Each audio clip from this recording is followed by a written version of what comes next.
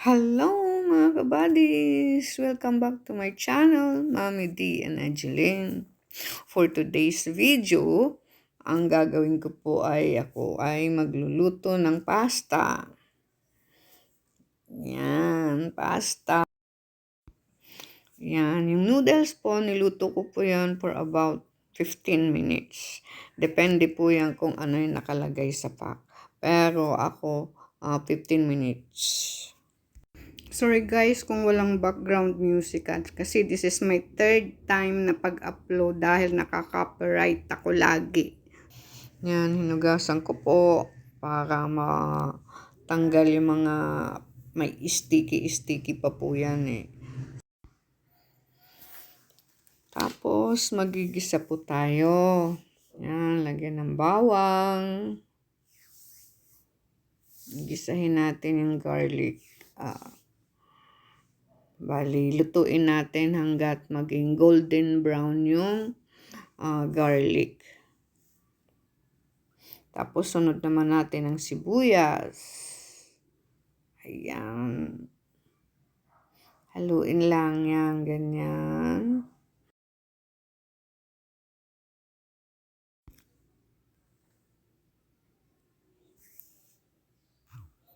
Yan. Tapos, ilagay naman natin ang ham.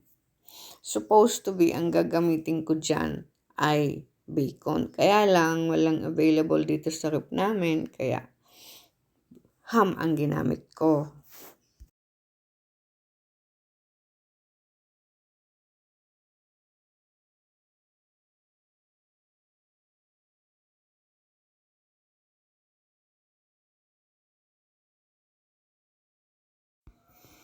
Yan, halo-haluin lang.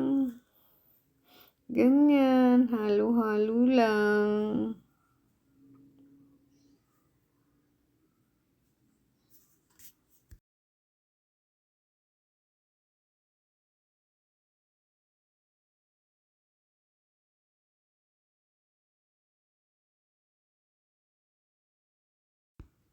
Yan, tapos lagyan ko ng butter kasi medyo kulang yung mantika.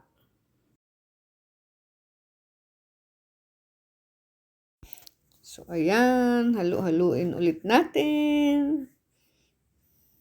Halo lang. Mekos-mekos lang. Yan, tapos, dagdag ko naman dyan ay yung mushroom. Yan. So, may idea na ba kayo kung anong lulutuin ko? Siguro may idea na kayo, no? O, yan. Halo-halo ulit. Mekos-mekos lang natin yan. Ayan, ganyan. Mekos-mekos lang.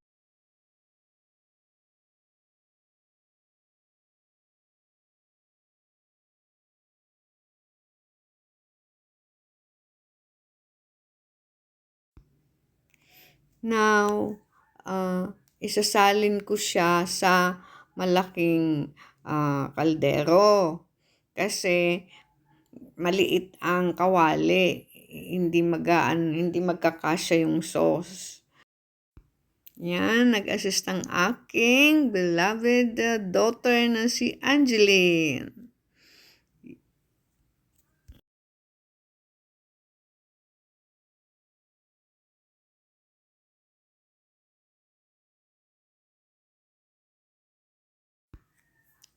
Yan, nilagyan ko na ng Nestle cream. Actually, ang inilagay ko dyan ay 3 dahil ang lulutuin ko ay 1.5 kilos na pasta.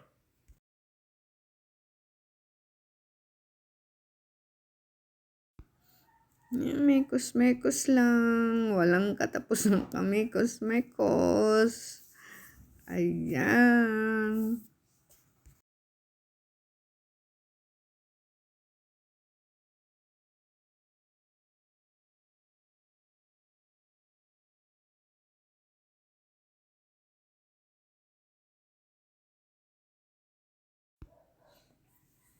Next ay lalagyan ko naman siya ng 2 kutsaritang ground pepper.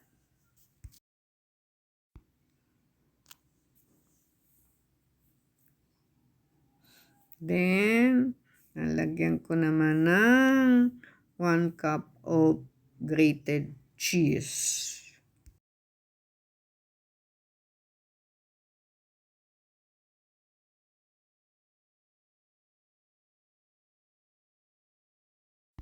Tapos, mekos ulit natin yan.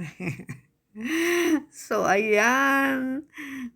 Nilagyan ko ng condensed milk. Ayan. Actually, inubos ko po yan. 1 can of condensed milk.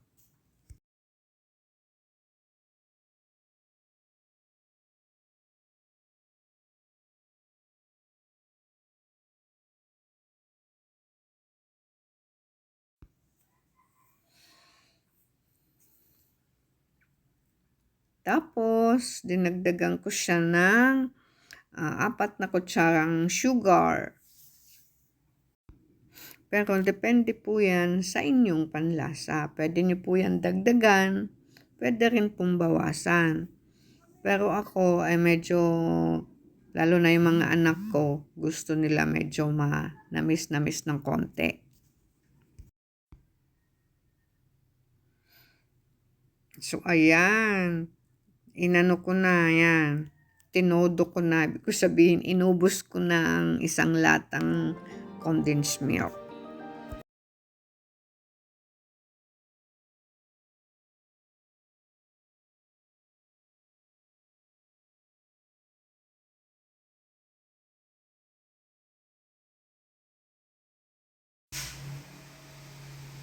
Now, tikman na po natin kung tama na yung lasa.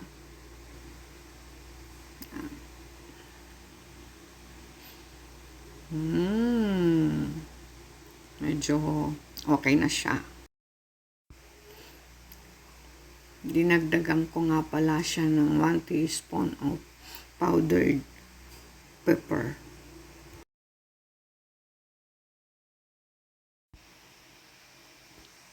Nilagyan ko din siya ng magic sarap. Pero ito po ay optional lang. It's up to you kung lalagyan nyo o hindi. So, ayan. Ayan na yung sauce natin. Medyo okay na siya.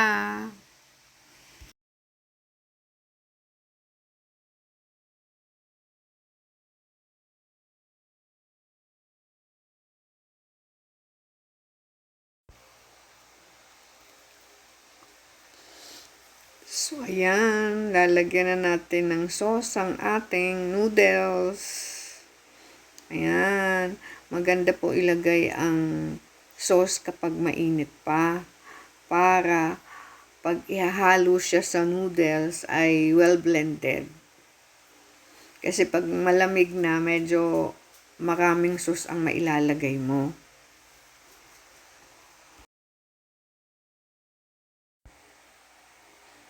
Mekos-mekos ulit natin yan. Walang katapusan kamekos-mekos, guys, diba? Yan, para well blended.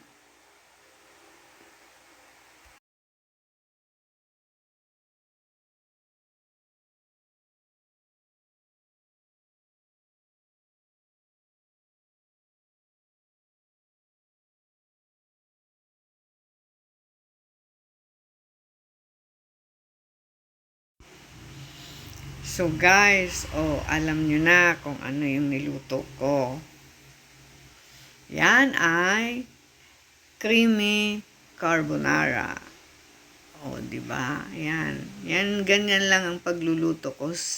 Simple lang po. Pambahay lang po yan.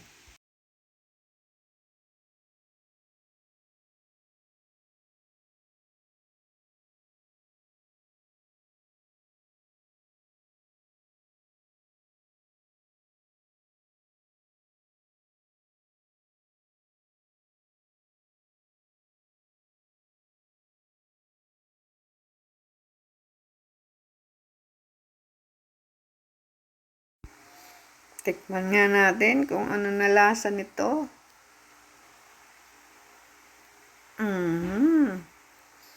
So, ayan. Creamy na nga. Oh.